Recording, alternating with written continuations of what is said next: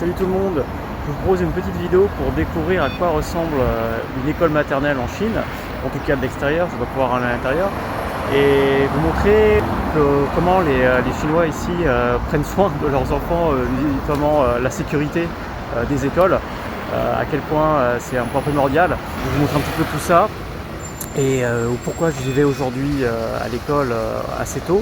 C'est parce que je vais faire le gardien, une des spécificités de l'école en Chine, l'école publique, où on doit faire le gardien de temps en temps.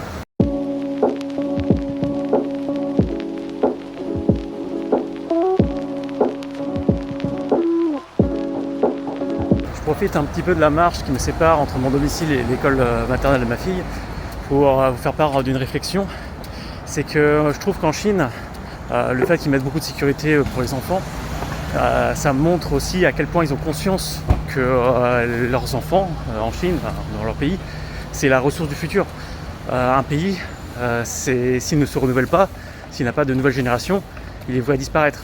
Et donc les enfants, quels qu'ils soient dans n'importe quel pays, il faut en prendre bien soin, il faut bien les éduquer, il faut qu'ils soient en bonne santé pour qu'à la génération, quand ils seront assez grands, ils puissent être productifs pour le pays. En tout cas, ça c'est une vision qu'on peut trouver peut-être assez froide ou pas, mais qui, d'un point de vue d'un État qui est assez dirigé comme en Chine, avec une vision à long terme, fait tout à fait sens. Et vous allez le voir encore plus pour de vrai, lorsque vous verrez les moyens qu'ils mettent en place vraiment pour assurer la sécurité de leurs enfants. Donc me voilà arrivé devant l'école maternelle de ma fille.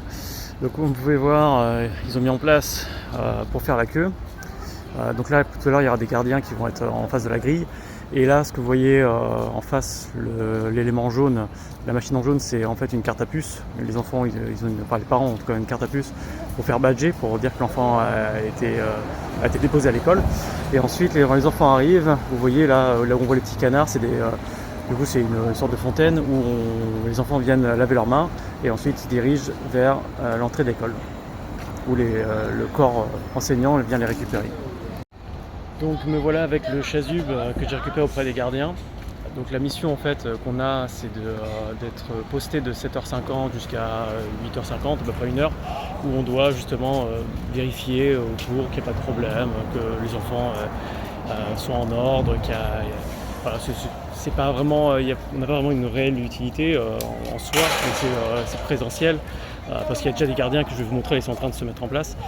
Et mais c'est vraiment plus aussi lié à l'attitude de montrer qu'en tant que parents, on s'intéresse à la sécurité de nos enfants et qu'on est prêt à passer un petit peu de temps pour assurer leur sécurité, même si, encore une fois, c'est pas nous qui assurons le plus gros de la sécurité.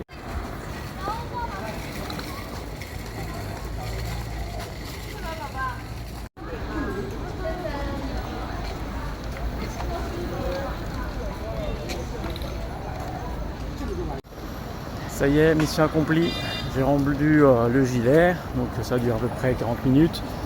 Et comme vous pouvez le voir, c'est la rentrée des classes. Alors vous ne l'avez pas trop vu, je ne l'ai pas trop mis en vidéo pour pas non plus casser l'intimité des parents et des enfants. Et comme en France, ou partout ailleurs, pour les écoles maternelles surtout, il y a toujours les difficultés pour certains enfants de quitter leurs parents, donc c'est toujours un petit peu touchant de voir les premières rentrées de classe comme ça. Donc sinon, d'un point de vue plutôt organisation, vous pouvez voir qu'il y avait 4 gardiens plus un policier. Donc ça c'est une des spécificités en Chine, hein. C'est toutes les écoles publiques que j'ai pu voir, il y a toujours au moins des gardiens et souvent aussi un policier. Donc pour moi je ne pense pas que ce soit transposable en France, parce que si on devait faire ça en France, ça se coûterait extrêmement cher à mettre en place. On n'aura pas forcément les finances pour faire ça. En Chine, il y a beaucoup de fonctionnaires. On reste dans un pays quand même communiste, donc l'État emploie beaucoup de personnes. Cependant, ils n'ont pas forcément des très gros salaires. C'est souvent même assez mal payé. C'est pour ça que l'État chinois peut se permettre actuellement d'embaucher beaucoup de personnes. Après, si un jour l'État doit aussi faire des coupes budgétaires parce qu'ils n'ont pas assez de finances, je pense que c'est des postes qui commenceront à disparaître. Au lieu d'en mettre 4, ils n'en mettront peut-être que 2, et puis un policier qui viendra de temps en temps, mais pas tout le temps. Autre spécificité auquel je suis en train de penser, c'est qu'en Chine, il y a le port de l'uniforme, donc pas à l'école maternelle, mais ça est de l'école primaire jusqu'au lycée, et ensuite à l'université, normalement, il n'y a pas d'uniforme. Donc là, l'uniforme, c'est vraiment, oui, c'est vraiment dans l'école publique qu'on voit ça. Dans l'école privée, ça dépend. Les écoles privées type anglo-saxonne mettent le port de l'uniforme. Par contre, à Shanghai, il y a un lycée français allemand. Il ne me semble pas qu'il y ait de port de l'uniforme là-bas. Là, il faut que je presse le pas parce qu'il commence à pleuvoir. Si je ne veux pas me retrouver complètement mouillé, il va falloir que je me dépêche. En tout cas, pour toutes celles et ceux qui ont des enfants et qui sont en train de faire en plein dans la rentrée des classes, on est en première semaine de rentrée, bien bon courage à vous, surtout si votre enfant commence l'école ou change d'école. C'est toujours une période d'adaptation qui peut être un peu compliquée, à la fois pour les enfants et pour les parents. Donc force à vous toutes et à tous. Et n'hésitez pas à laisser un commentaire ou des questions, des remarques sur ce que j'ai pu vous montrer. Et qui sait, peut-être que je referai un nouvel épisode sur des spécificités liées à la Chine ou à l'éducation en Chine. Prenez soin de vous et à bientôt.